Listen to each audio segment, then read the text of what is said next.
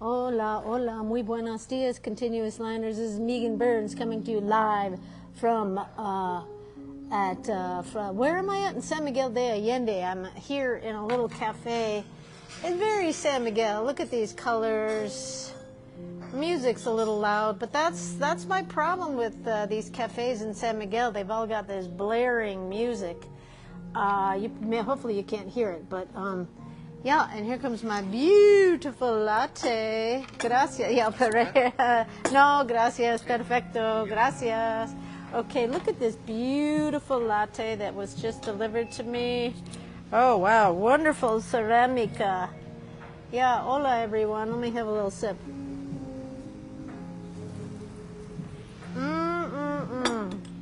All right, delicious. Yeah, that first sip of coffee in the morning.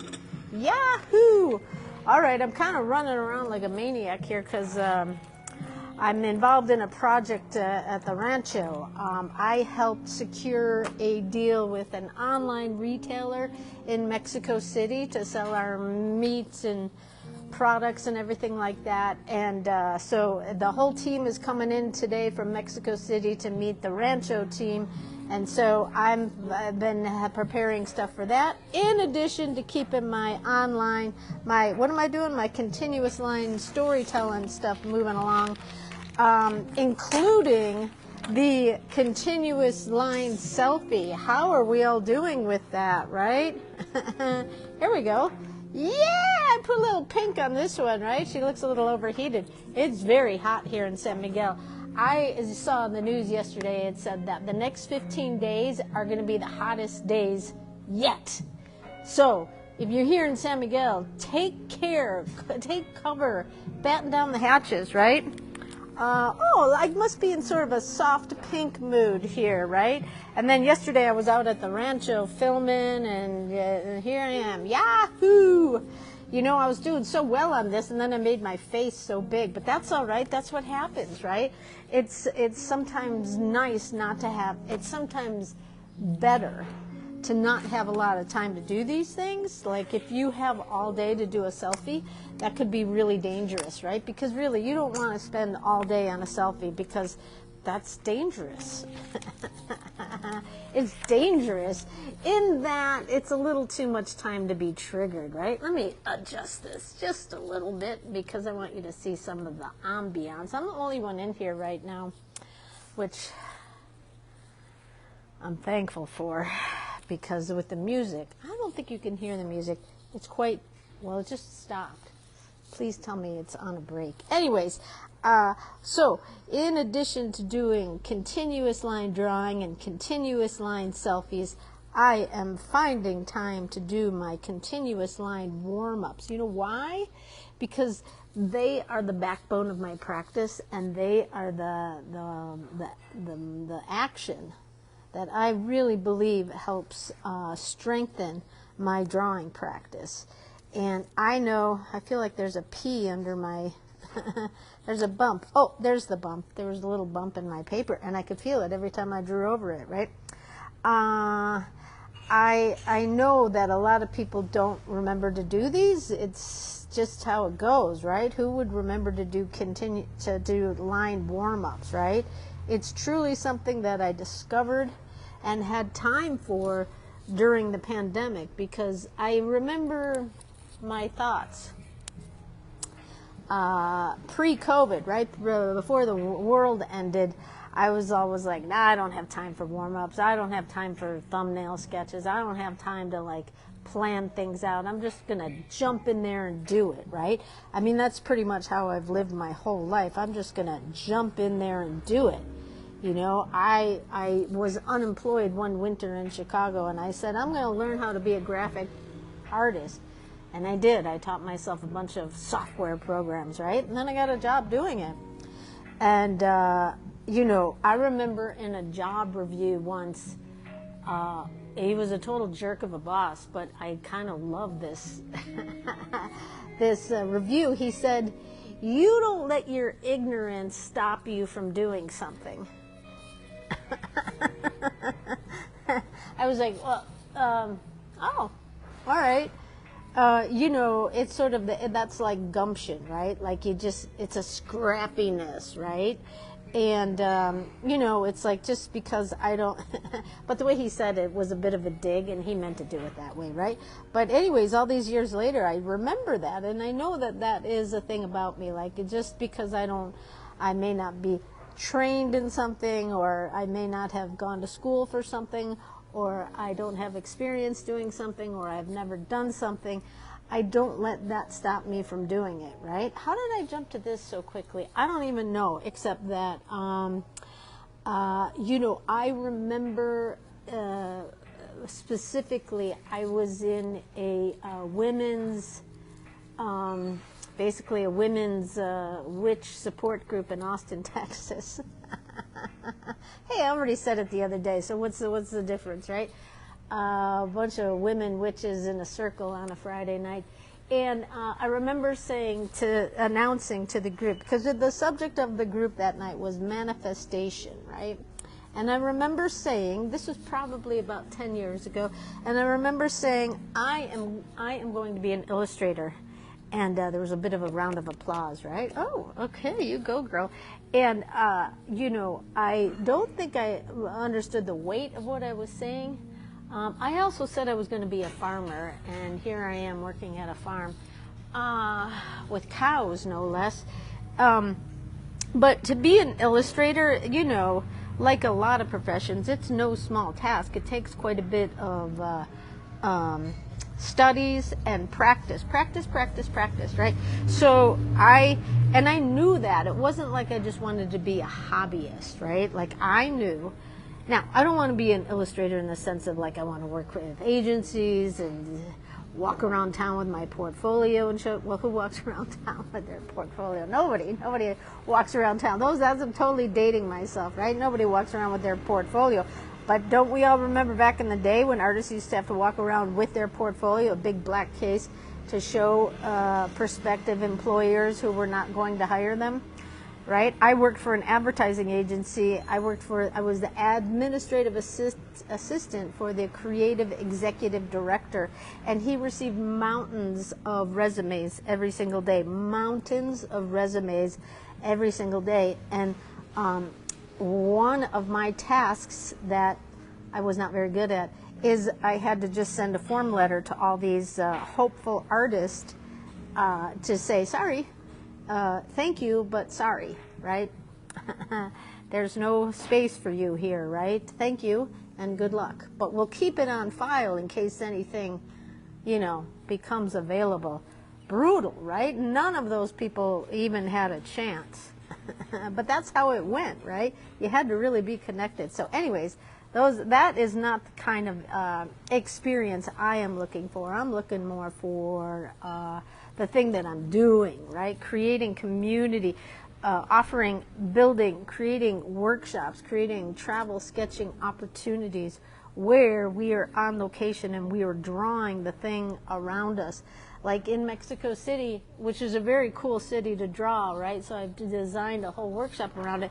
But it's also kind of focusing on the mystical arts and the mythical creatures and sort of the femininity, the feminine power that's woven within the history of Mexico City, right? Like if you go to Mexico City, you're going to see a lot of like Aztec influence. Well, it's Aztec land, right? It is Aztec, right? So you see there's snakes coming out of buildings and there's pyramids bursting through sidewalks, right? So you know, the Aztec history is huge in Mexico City. It was one of the most fascinating things about living there. I absolutely loved and adored that the history was right in my face, right? I'm from Chicago. I've lived in many places around the United States, and I never got that sense of like history being right in my face, even though it's a much younger country than Mexico, right? And so it was just thrilling for me to like have that in-person experience. And then I started developing workshops around it, experiences around it, right? So that's how I see myself as being an illustrator, right?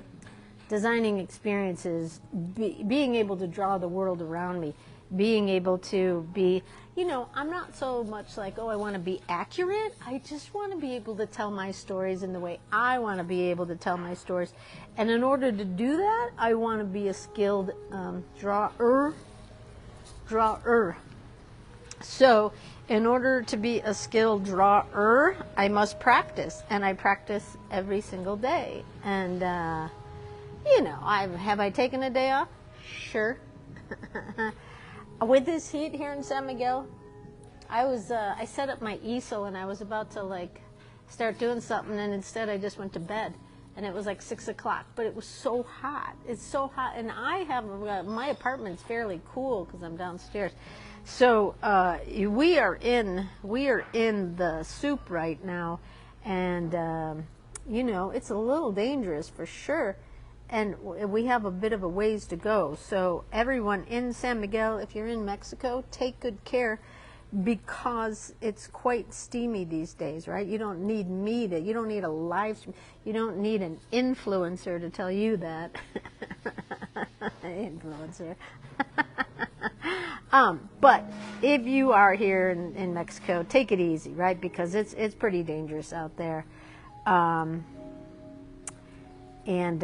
Yeah, so with that, you know, it's a little hard to stay motivated to draw, but I'm still doing my thing, and I know there's others that are doing their thing, and you know, it's a test to, like, this is one of those like opposite sort of test of chaos, right? Like, there's a lot of chaos, and there's a lot of chaos in the world, and I say, you know, I often suggest use drawing as a way to navigate the chaos of the news, the chaos of the weather, the chaos of economics, the whole deal, social injustices. There's just a few of those these days, right? And right now here in San Miguel, it's so hot, you kind of have to stay put. And so for me, that's a bit of a challenge, because I want to kind of run around and do my thing, right? And so, but because it's so hot, I have to stay still. And almost everyone else I know is staying still too, because it's so hot, right? So what do I do to stay still? Well, I can sleep, which that's a nice thing to do. And I'm grateful that I have the opportunity to do that.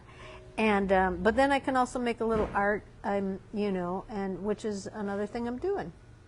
I'm also planning I'm on my way. I'm going to go to San Francisco. I'm going to Long Beach. I'm going to Paris. And I'm starting up my interview series again. I have a super cool artist I'm going to be interviewing about continuous line. I'm not even going to tell you who he is, because I want it to be a secret. I want to wait till it's confirmed, right? So here are my continuous lines. Beautiful lines, right? Look at can you see the vibration in those lines? I hope it's not too dark. I'm just going to hold her steady for 1 minute there. The vibration, the energy, right? These are not straight lines. These are not lines made with a ruler. They're not precise. There's collisions. There's, you know, actually it's pretty good. I didn't even have too many pauses. So, you know, I feel like this is my energy infused into my lines. And this is what I love to see from people's drawings, right? Like, none of my classes, none of my workshops are like, here, do this so you can draw like me. No, these exercises are for you to connect with your creativity. Somebody even just said that in Long Beach, like, something to one of Chris's friends said something to the effect of, like, yeah, I don't have any creativity, or something like that. And I would never, I don't have any, and I would never have any, or something like that. And I'm like, I promised you, if you start doing these exercises, you connect to your creativity. There's just no way, right? There's no way you cannot connect to your creativity. All right, I'm going to do today's, let me see here. Can I see myself? Look at that. Everything's yellow, so I'm going to use my yellow Sharpie. And I can't see with my sunglasses, so I got to take that off. Oh, my God. We're on day 24. Oh, I am quickly coming to the end of this sketchbook. Well, that's all right. I can flip it over. So let's see here. I'm just going to, oh, there's my braid. Here's my crazy hair. There, no. Okay, so again with my braid, it makes my hair, or my hair just makes my face look more narrow.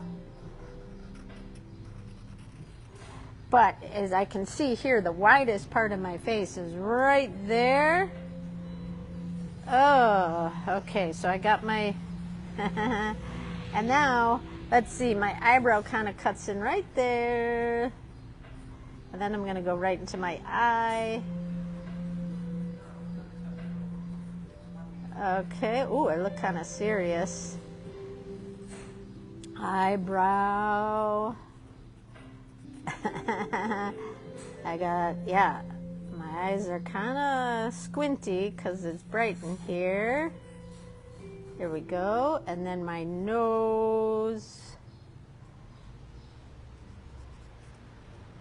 Oh, I look very serious. Actually, let me give myself a little bit of a smile.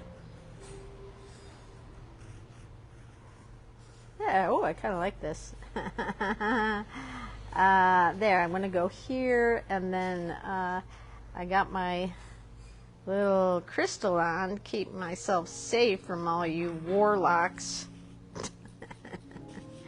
All the warlocks here in Mexico, right? And then, oh, look, I got little pineapples on my shirt. I don't know if you can see that, but I got little pineapples on my shirt. Here, I'll do one more over here. Oh, yeah, baby. Where's my shoulder come out? Right there. So I'm going to put another pineapple. There. And then my hair. There we go. Oh, yeah, I kind of like this one.